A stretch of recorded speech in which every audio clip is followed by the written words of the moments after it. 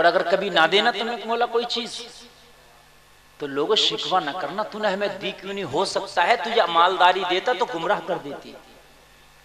कुछ लोगों को अल्लाह ने औलाद नहीं दी, उसकी हिकमत। लोग कहते हमें क्यों नहीं दी, फला को तो 10 बच्चे दिए, मुझे एक ही दे देता। हो सकता है तेरी औलाद तुझे जहन्नम में ले जाने का सबब बन जाती। हो सकता है तेरी औलाद तेरी ऐसी गुस्ताख होती कि तू कहता मौला इससे पहले तेरे होते ही मर जाती। अल्लाह के हर काम में हिकमत है। अल्लाह ने अगर तुझे कुछ नहीं दिया तो हिकमत है, तब भी उसका शुक्र अदा कर। बात समझ में आ रही कि नहीं? बात समझने की कोशिश कर।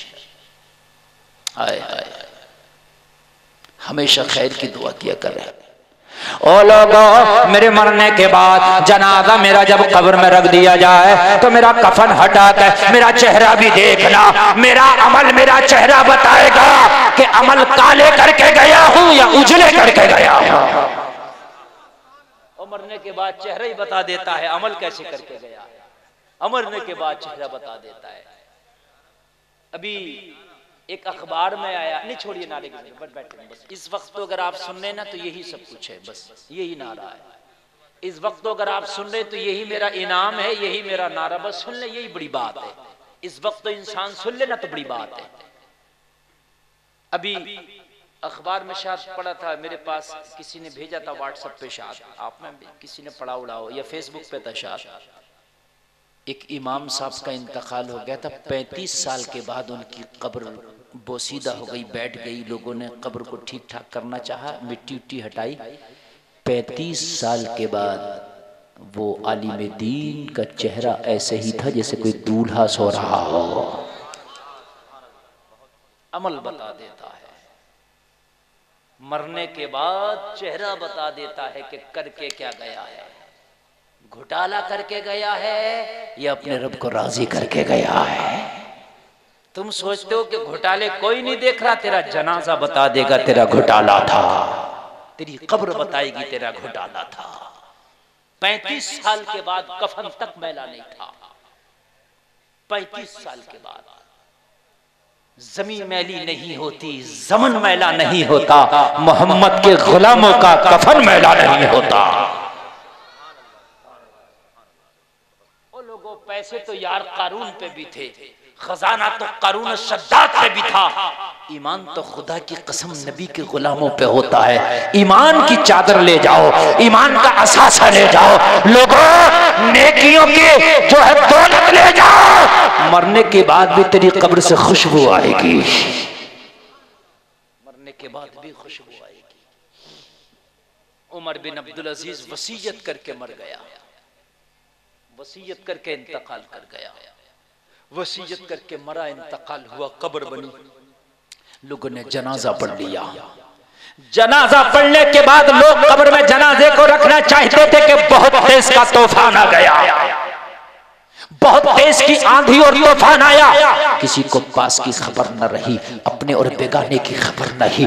तूफान आया, बहुत तेज की आंधी आई। वो लोगों जरा तवज्जो करना, उसी तूफान में अपनी भी खबर न रही, आसपास की खबर न रही, पड़ोसियों की खबर न रही। काफी देर तक ये तेज तेज हवाएं रही, काफी देर तक ये तूफान रहा, काफी देर तक ये आंधी रही। वो लोगों जरा तवज्जो करना, काफी देर के बाद जब तूफान शांत हुआ, ये हवा शांत हुई, लोग जरा गौर करो, बड़ा तेज का गुबार था, लोगों की आंखें बंद हो गई थी। काफी देर के बाद अपनी आंखों को मसलने की कोशिश की, आंखों को मसल के लोग अपने हाल पर आए। देखा जनाजा किधर है जिसको क्या हमने कब्र में रखना था। उन लोगों जरा गौर करो, उमर बिन अब्दुल अजीज का जनाजा अभी चारपाई पे रखा था, अभी उसी मैयत की मसहरी पे रखा था, अभी कब्र के हवाले नहीं किया था। जैसे ही तूफान शांत हुआ, लोगों की जनाजे पे नजर पड़ी तो एक कागज का टुकड़ा उमर बिन अब्दुल अजीज के सीने पे रखा था। एक बात अकल से बताओ, आंधी और तूफान के बाद कोई कागज का टुकड़ा रुक सकता है? अगर रखोगे जानबूझ के तब भी नहीं रुकेगा। मेरी बात गलत तो नहीं है ना? कमजोर दरख्तों के पत्ते ना रुक सकते, वो भी चले जाते हैं। कमजोर फल जो होते हैं दरख्तों के, वो भी आंधी और तूफान में गिर जाते हैं। तो मेरे भाई कागज का पुर्जा क्या रुकेगा? लोग समझ गए ये रुका नहीं बल्कि इसे रोका गया। बोलो जरा, बोलो जरा, बोलो जरा सुभान अल्लाह। ये रुका नहीं है बल्कि इसको रोका गया है। अल्लाह अल्लाह। अब सारे लोगों ने देखा कि कागज का पुर्जा है, इसमें लिखा क्या है। कागज के पुर्जे को उठा लिया गया। उठाने के बाद कागज के पुर्जे को खोला गया। उस पे एक लाइन लिखी थी, ओ उमर बिन अब्दुल अजीज, हमने तुम्हारी बख्शिश कर दी है। मरने से पहले अल्लाह ने दिखा दिया कि हमने इसकी बख्शिश कर दी है।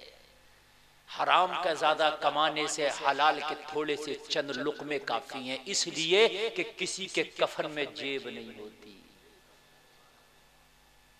आज तक किसी के कफन में जेब नहीं।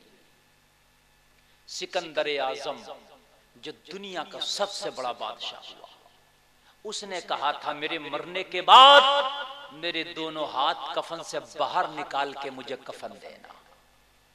क्या कहा था? मेरे दोनों हाथ कफन से बाहर निकाल देना और कफन फिर देना और मेरे हाथ कफन से बाहर रहें, इसी हाल में मुझे दफन कर देना।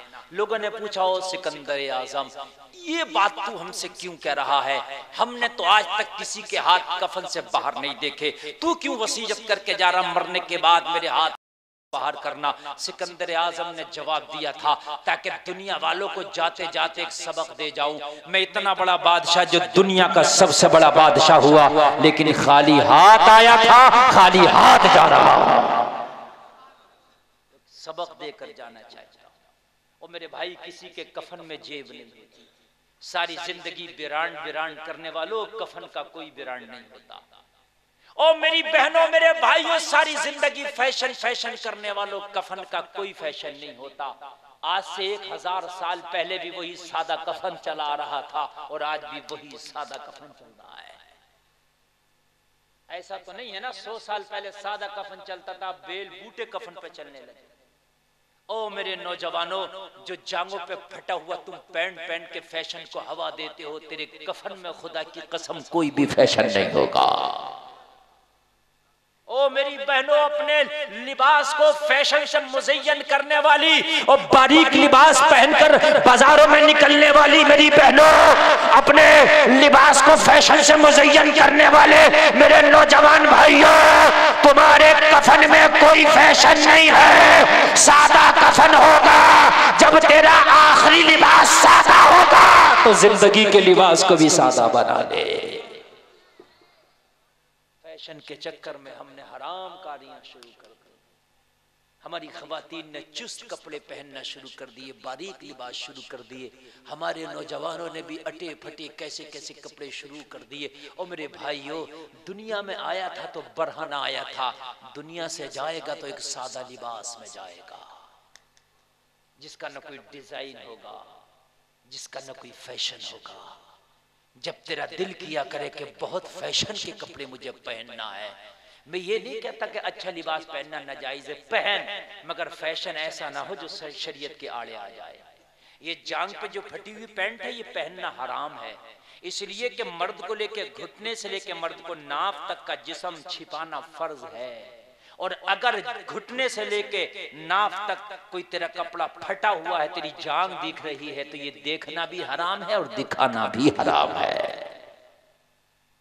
कफन में कोई वो नहीं। ये चंद जुमले जो मैंने बोलने थे आपको बोल करके मैं गया आपसे।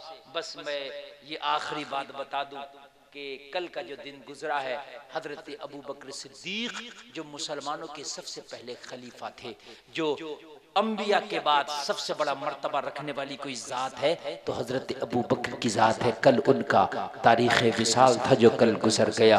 लोगों, अगर सबसे ज्यादा मुस्तफ़ा की बारगाह में कोई मकबूल जात है तो हजरत अबू बकर सिद्दीक की जात है।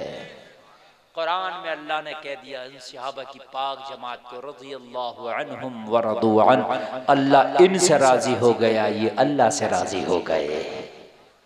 मरो तो इस हाल में मरो कि तुम्हारा मौला तुमसे राजी हो। ओ मेरी बहनों, तुम मरो तो इस हाल में मरो कि तुम्हारा शौहर तुमसे राजी हो। और मेरे भाइयों, तुम मरो तो इस हाल में मरो तुम्हारे वालिदैन तुमसे राजी हो। मरो तो इस हाल में मरो तुम्हारी गर्दन पे किसी का कर्जा ना हो। मरो तो इस हाल में मरो तुम्हारी गर्दन पे किसी का भी जो है बोझ ना हो। अपने मामलात को साफ करके जाओ, ज्यादा ना कमाओ, थोड़ा कमा के जाओ, जिंदगी यूं ही गुजर जाएगी। जिंदगी जहाज उड़ाने वाले की भी गुजर जाती जाती है, जिंदगी रक्षा चलाने वाले की भी गुजर जाती है, लेकिन जो हराम के लुक़्मे खा के जाता है मरने के बाद उसकी बड़ी सख्त गुजरती है। अल्लाह की बारगाह में दुआ है कि हमें हलाल के लुक़्मे खाने की तौफीक अता फरमाए। और लोगों, इससे पहले कि तुम्हारी नमाज जनाजा हो, उससे पहले नमाज पढ़ना शुरू कर दो। एक दिन वो भी होगा, ऐलान हो रहा होगा, यही मस्जिद का लाउड स्पीकर होगा, यही मुअज्जिन और इमाम ऐलान करने वाला होगा, ओ लोगों ये खबर बड़े अफसोस के साथ सुनाई जाती है, फला ना रहा, उसकी नमाज जनाजा बाद नमाज ज़ुहर होगी। इससे पहले कि ये मस्जिद का मुअज्जिन ये तेरी नमाज का ऐलान करे, यही मुअज्जिन जब 5 वक्त की नमाज का ऐलान कर रहा है और पुकार रहा हय्या अलस सलाह, आ नमाज की तरफ आ, हय्या अलल फलाह, आ कामयाबी की तरफ आ, अस्सलातु खैरुम मिनन नौम, नींद से बेहतर नमाज है। तो कल उस मुअज्जिन की सुन के जो जनाजे की तैयारी करता है, आज इस मुअज्जिन की सुन के नमाज की तैयारी कर दे। खबर देने वाला